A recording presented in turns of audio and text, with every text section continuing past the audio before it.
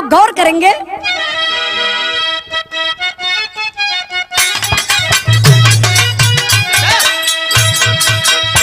उत्तराखंड में शहर है देहरादून, जहां लगा मनौता के कोरे कागज में खून, जहां 3 बेटों के पिता गुप्ता जगन्नाथ रहे। बेटी रीता की ओ छाया बन के साथ रहे। 3 बहुओं में जिनका घर भरा खुशहाल रहा। गुप्ता जी के मन में ना तनिक मलाल रहा।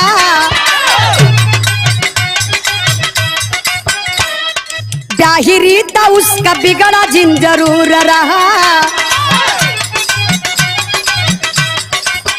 एक बेटे के बिना सारा सपना चूर रहा।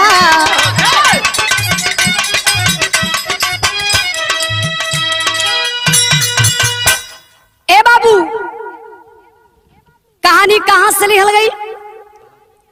उत्तराखंड शहर में देहरादून जहां के रहे वाला जगन्नाथ गुप्ता जी, जेकरे 3 गो बेटा, सबसे छोट बिटिया जेकर नाम रीता बतावल गल। 3 बेटन का शादी हो गई, 3 बहुअन के औलाद भइल। लेकिन समस्या ई बा, रीता बेचारी के शादी भइल जरूर, लेकिन भगवान कुछ बुझत नहीं बड़े। लोग बाझिन कह के बुलावत बा। बाबू, एक दिन का बात बा, भइल का गीत लगल बा मास्टर।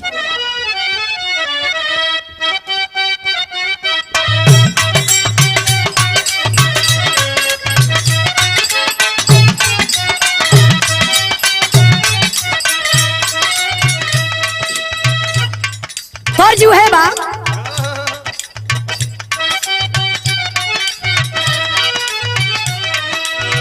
कावन विटामिन खा ले, दिना पे दिन चिकना ले।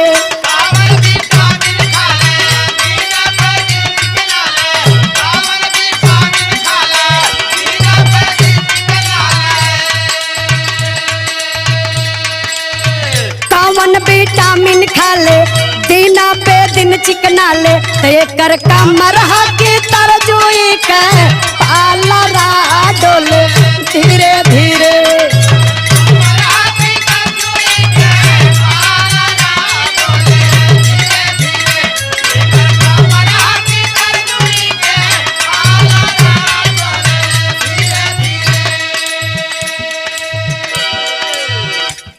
भाव पर गौर करेंगे बाबू। गांव में रीता के बगल में पड़ोसन में एक रवि नाम के आदमी, जेकरे घर एक पुत्र के प्राप्ति भइल रहल। शोहर गाँव बदे रवि का पत्नी अपने टोला मोहल्ला में सबके बुलौली। जब रीता के दरवाजे पर गईली, काली बहन हमरे घरे बबुआ पैदा भइल बा, सोहर गावे के बा। अरे बाप रे बाप, सोहर शब्द सुन के हो रीता के कलेजा में बाढ़ चुभ गयल। उदास होके दुआरी पर बैठल है। पति परदेसी, रीता का पति घर में अइलन। अभी 4-6 दिन का आइल हुआ प्रदेश से। रीता का उदास चेहरा देख के रीता से सवाल कैलन, रीता इतना उदास, आखिर उदासी का कारण कुछ तो होई। रीता के खाली आंख से आंसू चलत बा। अरे बोल ना पगली, का बात बा? रीता कली का बताई, रोवत है लेकिन बतावत का ही मास्टर साहब।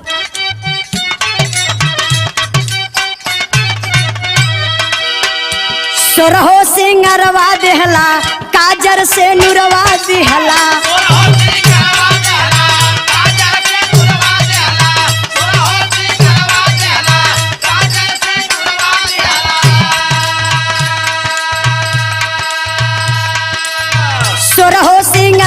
दिहला, काजर से नुरवा दिहला, फिर भी लौके ले अनहार हमार दुनिया हो पिया चलो न जाला।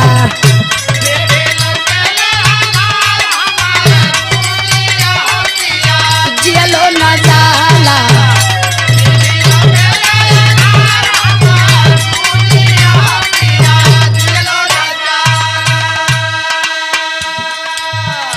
एक बात और कहत बड़ी जोन बर्दाश्त न होत बे बाबू, लगत बा कि अबे आंख से आंसू हमारा खुद आ जाई। सोची हर घर का लीला बा, वह लाइन बा, सासू के मेहना ताना गारी नाना दिया के, सासू के मेहना ताना गारी नाना दिया के, सासू के मेहना ताना गारी नाना दिया के,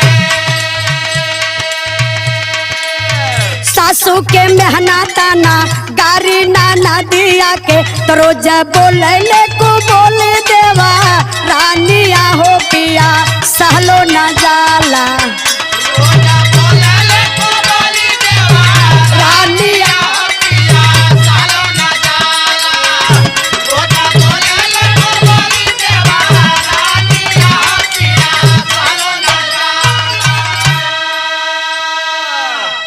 रीता अपने पति से यह कहत बड़ी कि स्वामी जी हम कौन मुँह लेके जा सकीला, हमके लोग तो बाजिन के बुलावेला,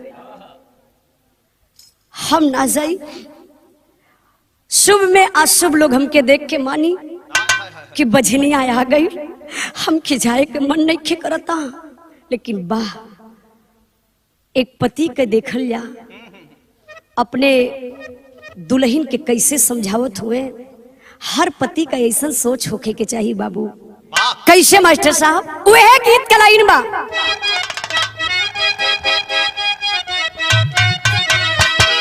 ए भौजी सुन भौजी, ए भौजी का करबू तीन तीन गो तकिया,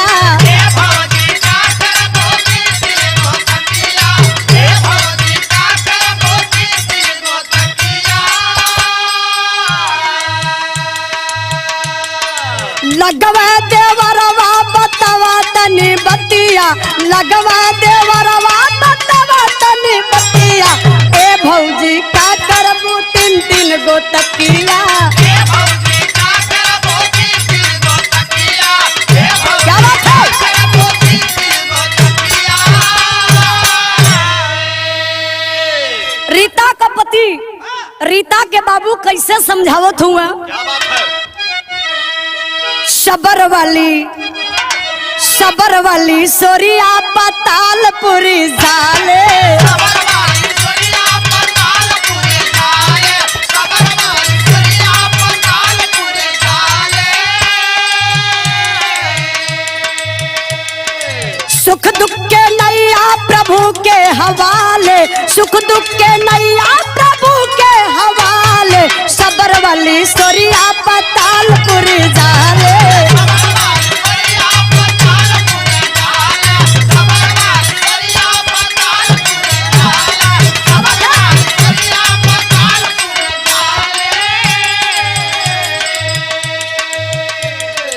विधाना के मर्जी का लाग गइल मोहर,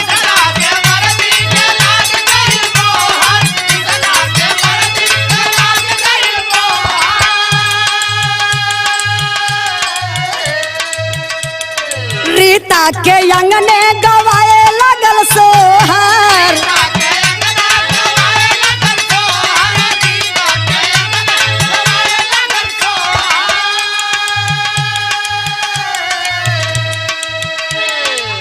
अबे जब जोरी आया नरिया पराले, अबे जब जोरी आया नरिया पराले, सबर वाली सोरिया पतालपुरी जाले,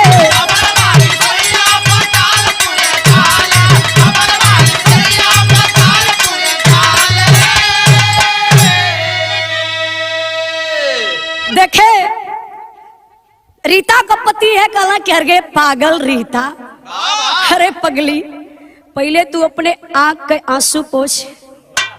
रीता का पति आंचल पकड़ के रीता के आंचल से आंख के आंसू के पोछत हुए और कहले कि पागल बेटी बेटा अपने बस का बात बा। अरे ये तो कुल कईल मालिक का बा।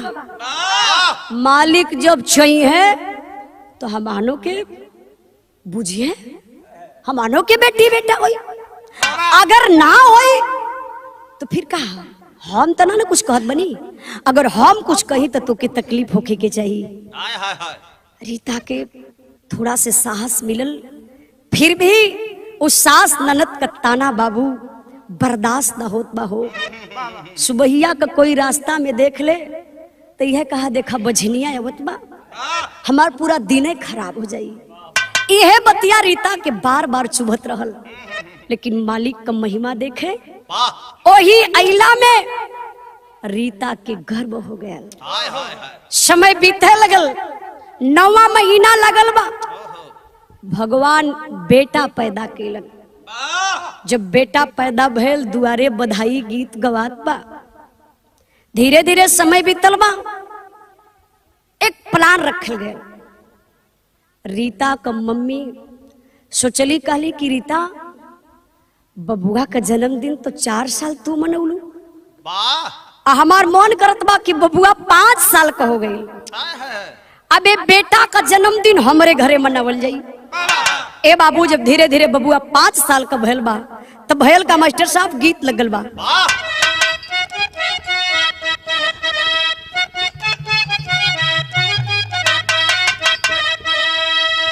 कहीं हुई है सड़क पर, कहीं हुई है सड़क पर लखता हुई है, कहीं हुई है सड़क पर।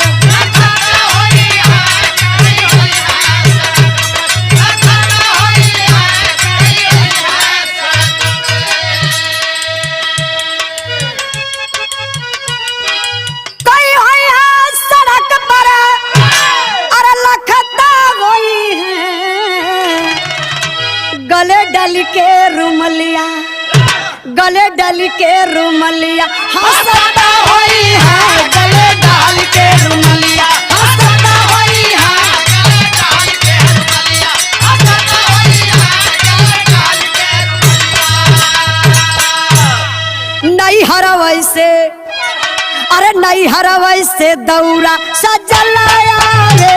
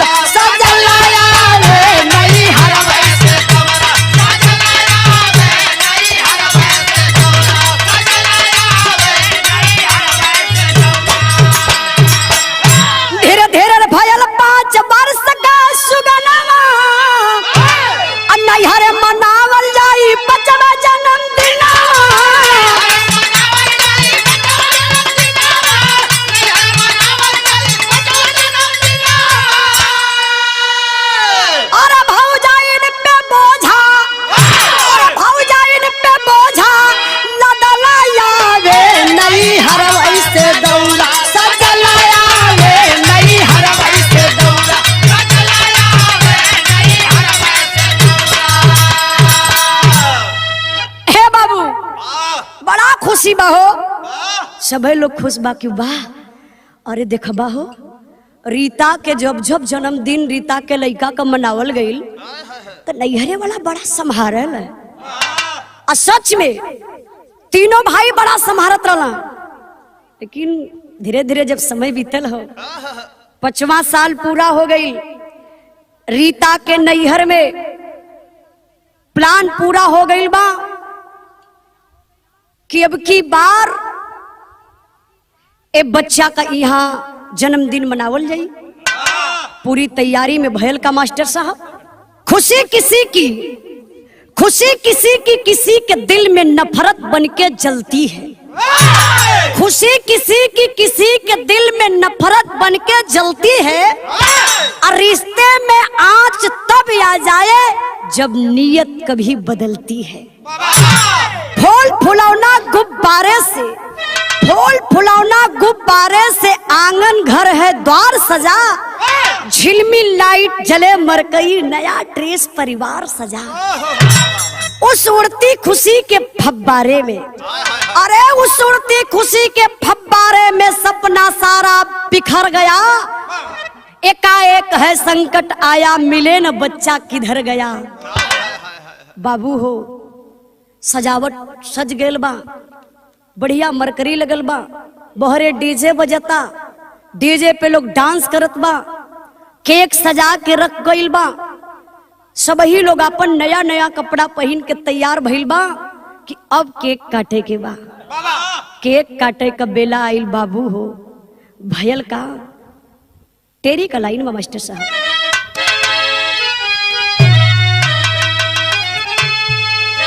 अरे मोरे राम सुगनवा कौने बनवा में उड़ल, गोसैया लाल के बदले लैला मोर परनवा, यार परनवा, यार परनवा।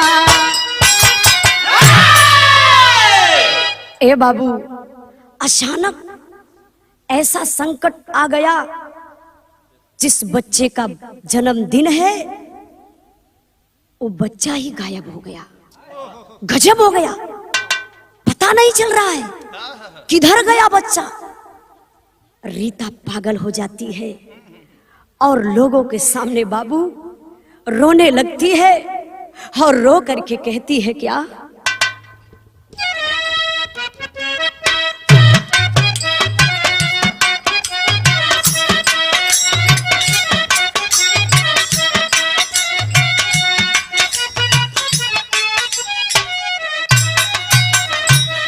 रीता पागल हो गई, कुछ नहीं समझ में आ रहा है।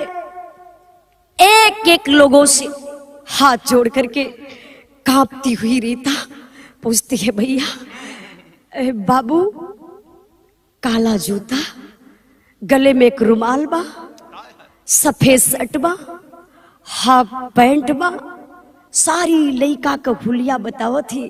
अगर बाबू के उजरे देखी तो हमरे बजवा के जल्दी से खोज के लिए आई हमरे आँख के सामने। हमार बचवा कहाँ चल गई, अब हिन तुम्हारे आँख के सामने रहल है, कुछ भी नहीं पता चल रहा। सारे लोग परेशान हैं। कहल गई बा बाबू एक सुई हेराला तो लोग गगरी में हाथ डाल के खोजेला, बेचारी भूसा वाले घर में जाके खोजता, हौदी में खोजता, बिछौना में खोजता, लेकिन कहीं नहीं पता चलता है। तो होता है क्या,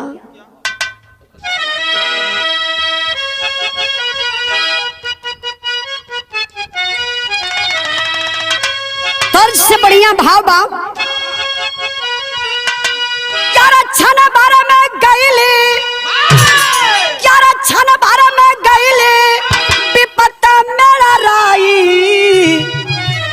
गरम दूधवा में पड़ल बा खटाई,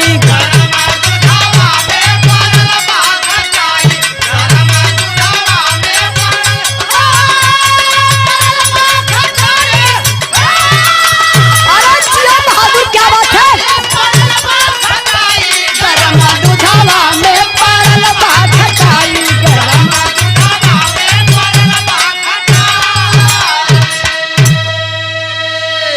अरे रीता के देवर पिछुआरे गईल, अब बचावा का लाश लेके आवत देखैल,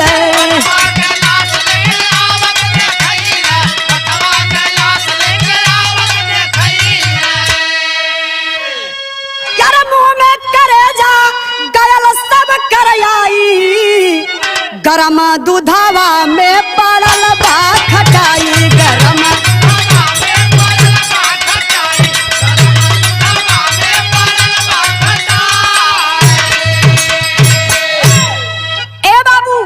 सब लोग गम में डूबल बा। लेकिन रीता का देवर जौन बड़ा दिन से प्रयास करत रहल, बार बार फोन पर अपने भाभी रीता से ये कहत रहल कि भाभी हम तो विदेश में फसल बनी, लगत बा कि हमार सही टाइम पर छुट्टी मिल गई बा, अब की के बबुआ के जन्मदिन पर हम जरूर रहबे, मतलब बार बार जन्मदिन में आवे का प्रयास रीता का देवर करत रहल। जौन विदेश से आकर के वो जन्मदिन में सम्मिलित हो गई। यार तो गमगीन माहौल बा। रीता का देवर पिछवाड़े गईलन। बाहर से जब अवत हो तो कंधे पर बचवा का लाश। सभी लोग देखलस के रे ए रीता का देवर है और इस बच्चे को मार के लेके आ रहा है मिट बनने के लिए कि मैं इस बच्चे को पा गया। इतने में रीता देखती है और दौड़ कर जाती है। करती है क्या? अरे भैला कसैया काहे होई के तू चाचा, अम्बारा ले बरी तवा हो खींच के तमाचा।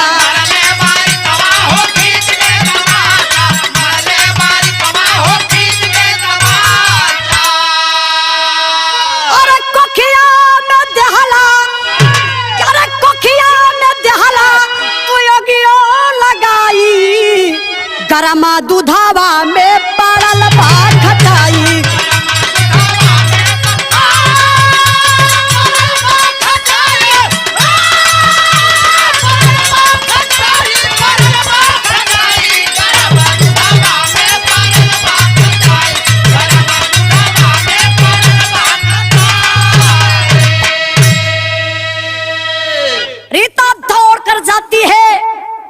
अपने देवर को खींच कर तमाचा चला देती है।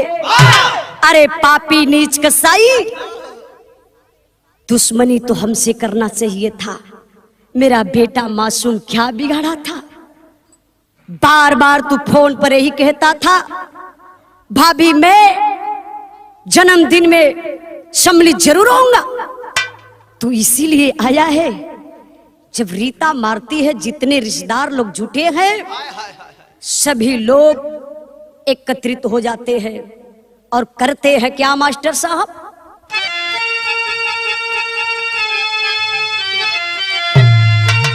अरे पकड़ के साले के रस्सी में दाछान बांधता पेड़े में, मार मार लाठी से लेला जान बांधता पेड़े में।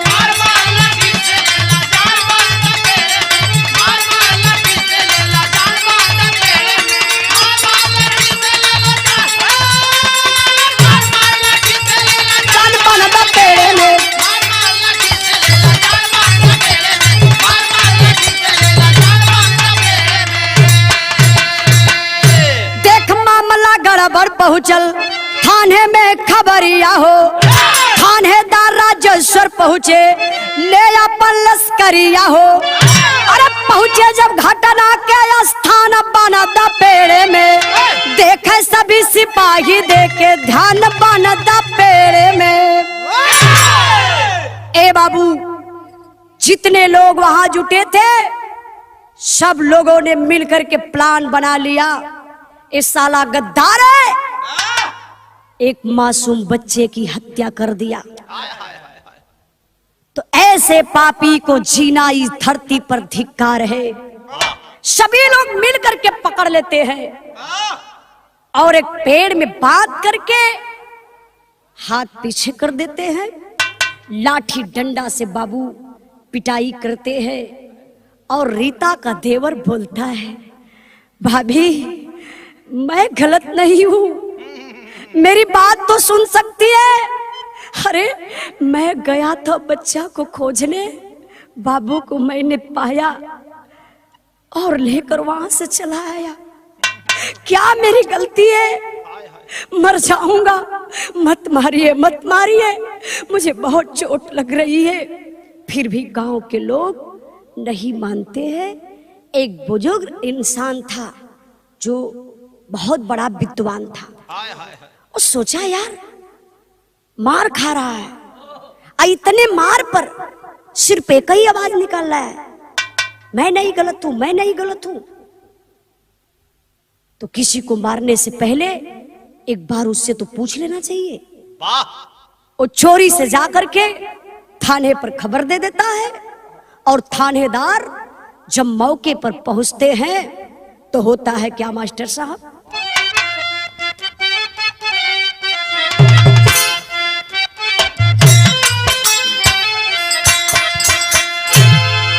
पूछा ये गमाई से हो बेटा का दर्दिया भैया।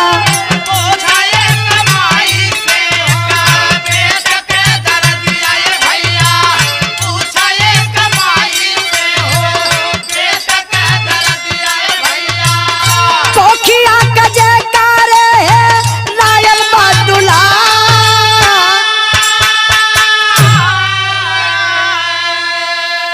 आये कछन में जेकर होया नार भइल दुनिया बाबू।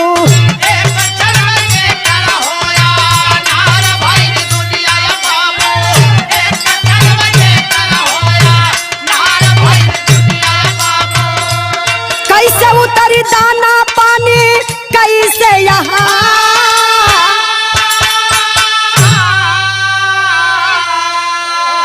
रीता के देवर के पा कारी के सिपहिया भैया।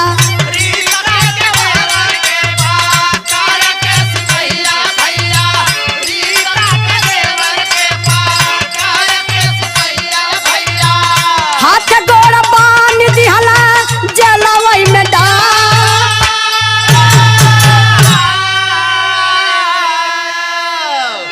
ए बाबू। मौके पर पुलिस फोर्स पहुंचती है और सवाल कर देते हैं। ए हरामी, एक मासूम बच्चे की हत्या कर दिया, लेकिन तुरंत दरोगा साहब कहते हैं कि रुक जाइए, मारिए मत आप लोग, कानूनी कार्रवाई हम लोग करेंगे। उस रस्सी से छुड़ा करके और रीता के देवर में हाथ में हथकड़ी लगा करके ले जाके जेल में बंद कर देते हैं। धीरे धीरे समय बीतल बे बाबू। घरे न माई रीता ना कुछ खात है ना पियत है। धीरे धीरे जब समय बीतल तो बचवा का लाश लेके लोग कैलन का मास्टर साहब चीरा घर में लेके गईला बचवा कलसिया भैया।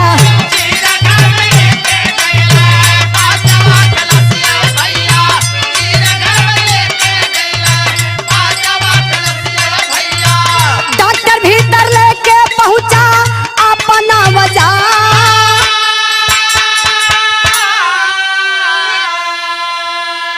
मुँह से हटवल जब सा फेद का कपड़वा बाबू।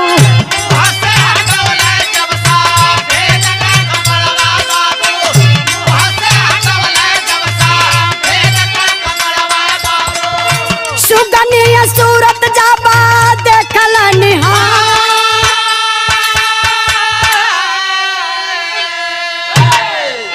ए बाबू। पोस्टमार्टम के लिए उस बच्चे की लाश को लेकर के लोग जाते हैं। जब पोस्टमार्टम गृह में पहुंचते हैं तो डॉक्टर एक बार सोच गया, ओह ये किसका लाल है, सूरज साथ के जैसा चेहरा है, कौन पापी हत्या कर दिया। जो सफेद कफन है बाबू, कपड़ा है, उसको जब हटाते हैं उनको बर्दाश्त नहीं होता है। लेकर के औजार करते हैं क्या मास्टर साहब, लेके या बाजार खोलल चाहल खोपड़िया भैया।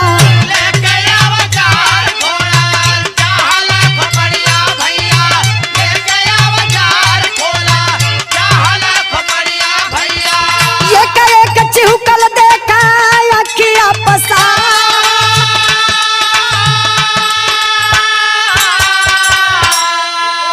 बचवा कहीं लत रहल हाथ का अंगुरिया बाबू।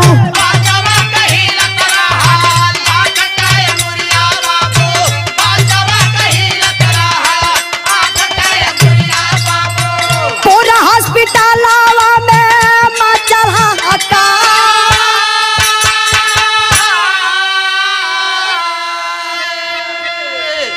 गजब हो गया। बारे मालिक का महिमा। हाई देखे डॉक्टर साहब अपने औजार को उठाते हैं और बच्चे के खोपड़ी पर वो अपना औजार चलाना चाहते हैं। तब तक अचानक एक हिचकी की आवाज आई। ऐसे कुछ आवाज आई, डॉक्टर साहब पीछे हट गए। वाह, मैं तो एक कलंक से बच गया, अभी ये बच्चा जीवित है। ओ, देख करके थोड़ा सा जब टच करते हैं बच्चे को, देख रहे हैं तो भी बच्चे की एक हाथ की उंगली हल्का हल्का हिल रही है। तो समझ में नहीं आया, प्रशासन के लोग को खबर दे करके डॉक्टर साहब बुला लेते हैं और कहते हैं सर ये देखिए, मुझे लग रहा है बच्चा भी जीवित है, बच्चा जीवित है। किसी को विश्वास नहीं हो रहा है। तब तक बाबू दरोगा साहब एक फोन लगाते हैं रीता को, रीता को खबर देते हैं और बुला लेते हैं।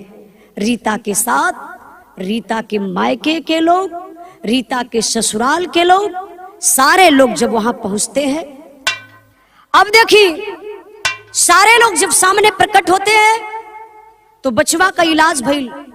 धीरे धीरे एक आध महीना तक बीत गई। बच्चा जब होश में आया तो सबको देख के पहचान रहा है, ये मम्मी है, पापा है, चाचा है, मामी है, नानी, नाना, मामा, लेकिन चोर उसी में है। चोर कौन है? जिसके पास वो बच्चा नहीं जा रहा है।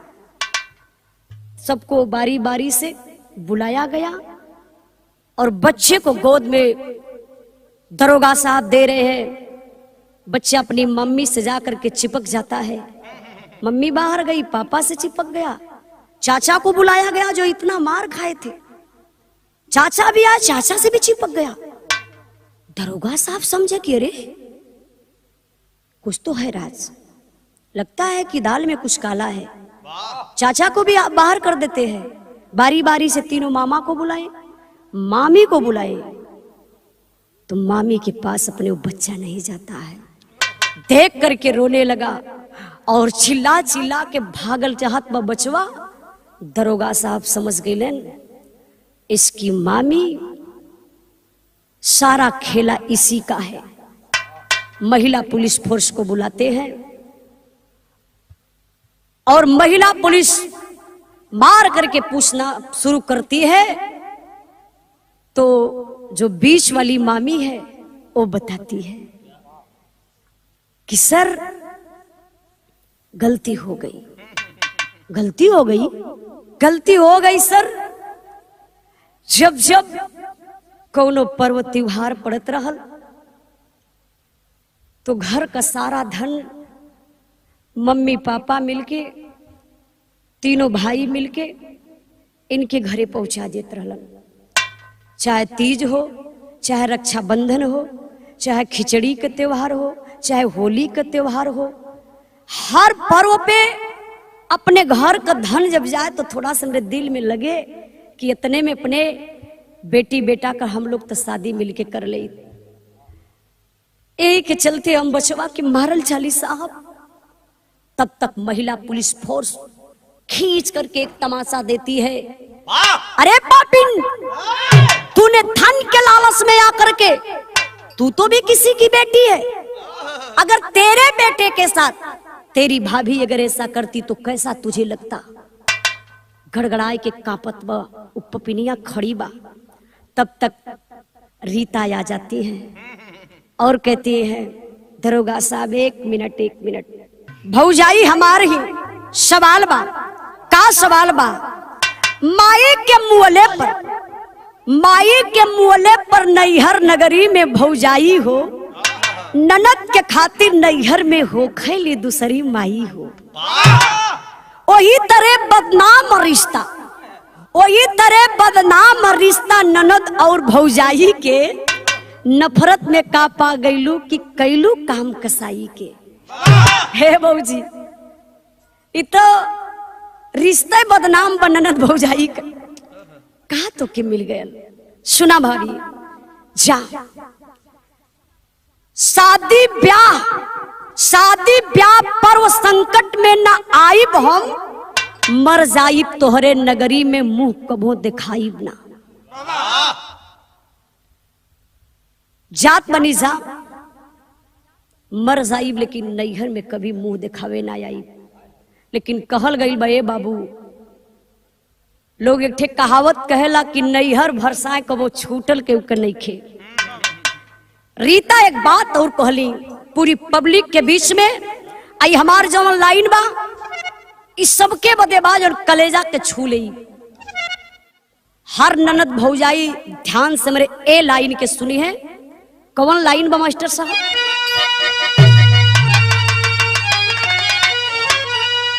अरे साफ दिखाला जवन कायल दुनिया सगरी, हौवे बाबा महतारी ले ये नैहर नगरी।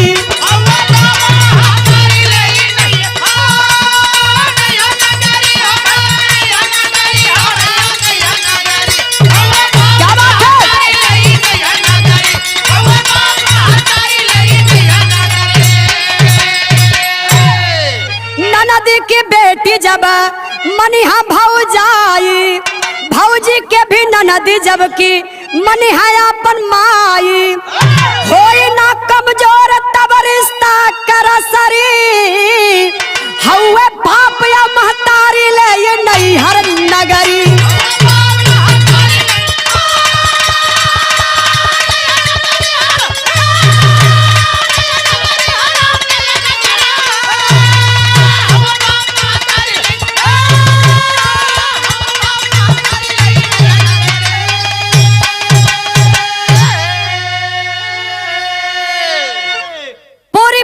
के सामने रीता यह कहली, साफ दिखाला जवन कहेले दुनिया सगरी, हौवे बाप यो महतारी ले नैहर नगरी। लेकिन ना, हर भौजाई रीता के भौजाई जैसा ना हो सकेली। हम ये आप लोगन के बताई, हमेशा ननद के भौजाई के अपने माई के समान माने के चाहिए, माई का दर्जा देवे के चाहिए, अपने दुख सुख के भौजाई से शेयर करे के चाहिए। अब भौजाई से भी हमारा रिक्वेस्ट बा, हर ननद के अपने बेटी के समान मनी है तो रिश्ता कबो ना बिगड़ सकेला। आखिरी कहना बा मास्टर साहब,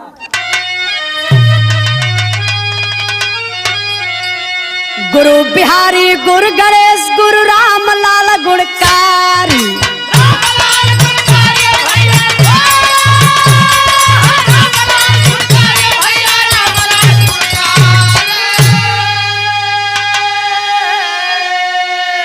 स्वर्ग गए चंद्रिका कभी बच्चन जी बने पुजारी।